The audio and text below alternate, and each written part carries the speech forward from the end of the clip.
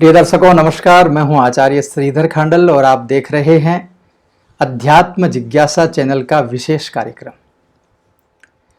सबसे पहले आपको एक सूचना दे देता हूं जो हमारे पुराने दर्शक हैं।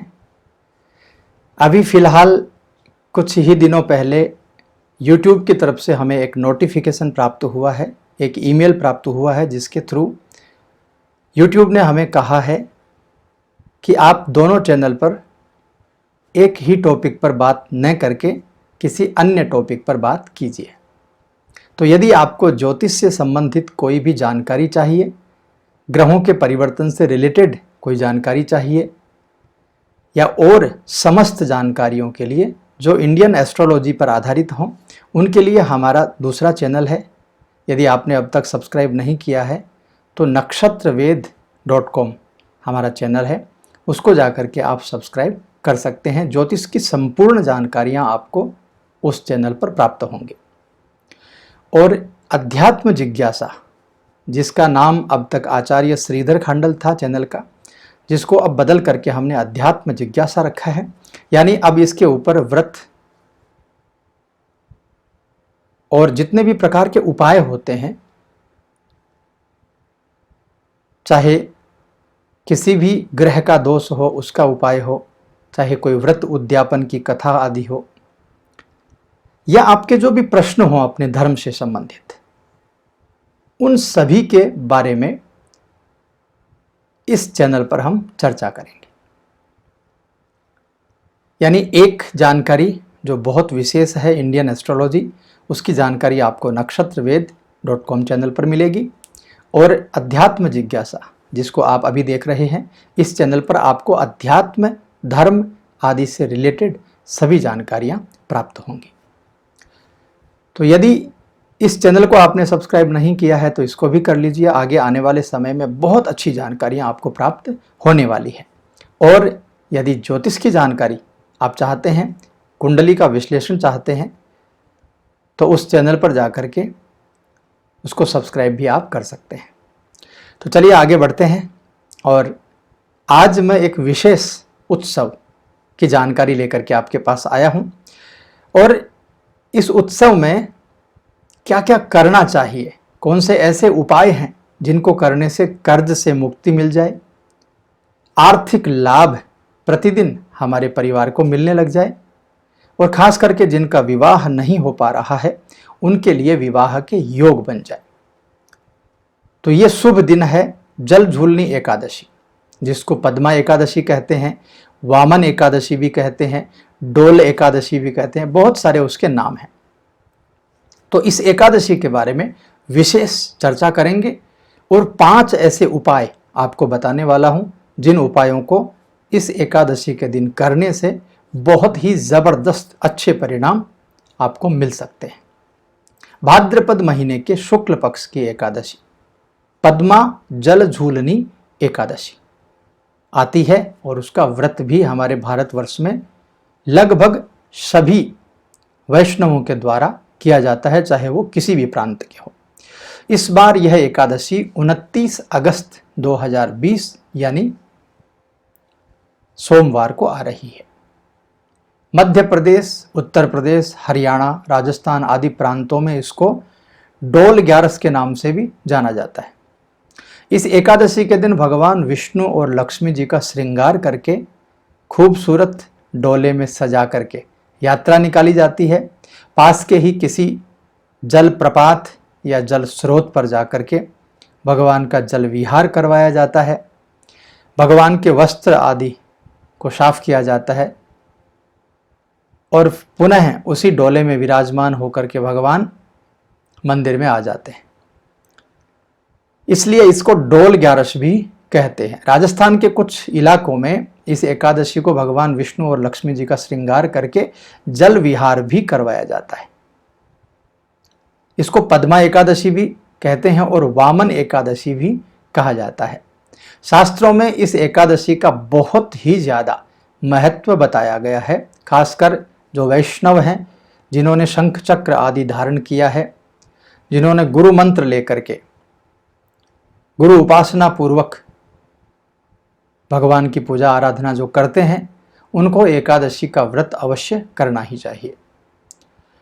कोई भी जो गृहस्थ है उसको एकादशी का व्रत अवश्य करना चाहिए, ऐसा भी हमारा शास्त्र कहता है। इस दिन भगवान विष्णु के 8वें अवतार भगवान श्री कृष्ण की विशेष पूजा भी की जाती है और ऐसा माना जाता है कि माता यशोदा का जलवा पूजन इस दिन किया गया था, यानी भगवान कृष्ण के जो वस्त्र थे उनको भी इस दिन धोया गया था, ऐसा माना जाता है। और भगवान विष्णु जो हैं वो चतुर्मास के दौरान शयन की अवस्था रहती है उनकी, तो इस दौरान भगवान विष्णु करवट बदलते हैं, इसलिए इस एकादशी को परिवर्तिनी एकादशी भी कहा जाता है। इस दिन वामन जयंती भी होती है, अर्थात इसी दिन भगवान वामन ने राक्षसों का अंत करने के लिए और धरती पे धर्म का विस्तार करने के लिए अवतार लिया था। इसलिए इस एकादशी के दिन वामन अवतार की पूजा भी की जाती है। जल झूलनी एकादशी के दिन भगवान विष्णु के वामन अवतार की पूजा होती है, क्योंकि इसी दिन राजा बलि से भगवान विष्णु ने वामन रूप धारण करके सर्वस्व का दान मांग लिया था और राजा बलि को पाताल में भेज दिया था। यह एकादशी पद्मा नाम से भी प्रसिद्ध है। पद्मा नाम है माता लक्ष्मी का, और इस दिन माँ लक्ष्मी, माँ अन्नपूर्णा का विशेष पूजन अर्चन किया जाता है और उसी पूजन अर्चन के प्रभाव से माँ लक्ष्मी हमें संपूर्ण वैभव प्रदान करती हैं, इसलिए इस एकादशी को पद्मा एकादशी भी कहा जाता है। जल झूलनी एकादशी का क्या महत्व है? शास्त्रों का कथन है कि भाद्रपद माह की शुक्ल पक्ष की एकादशी को वाजपेय यज्ञ करने के समान फल मिलता है। आज के परिप्रेक्ष्य में यदि देखा जाए, आज के समय में यदि देखा जाए, तो वाजपेय यज्ञ करने में करोड़ों अरबों रुपए का खर्चा है। ऐसी परिस्थिति में यदि सुलभ ही सरल तरीके से ही हमें वाजपेय यज्ञ के समान फल प्राप्त करना है, हमारे पापों को नष्ट करना है और पुण्य की वृद्धि करनी है, तो इस पद्मा जल झूलनी एकादशी का व्रत हमें करना चाहिए। इसके व्रत के करने से हमारे समस्त संकट, हमारे समस्त कष्ट, समस्त दिक्कत, सभी परेशानी, सभी का नाश हो जाता है। व्यक्ति को मृत्यु के उपरांत हमारे शास्त्र कहते हैं कि इस एकादशी के पुण्य प्रभाव से यदि आपने उसका व्रत किया है तो मोक्ष की प्राप्ति भी सुलभ रूप से, सहज रूप से हो जाती है। भगवान विष्णु के सामीप्य, भगवान विष्णु के लोक में, वैकुंठ लोक में सरल रूप से वो व्यक्ति चला जाता है।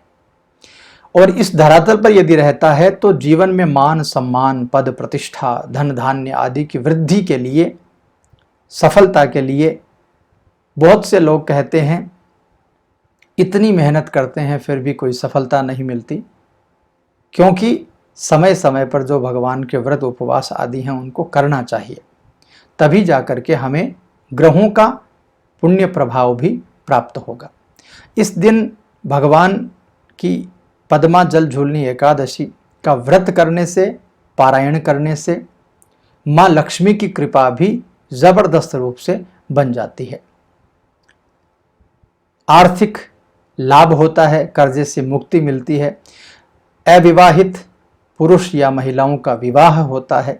ऐसे बहुत सारे उदाहरण, बहुत सारे कथानक हमारे शास्त्रों में मिलते हैं।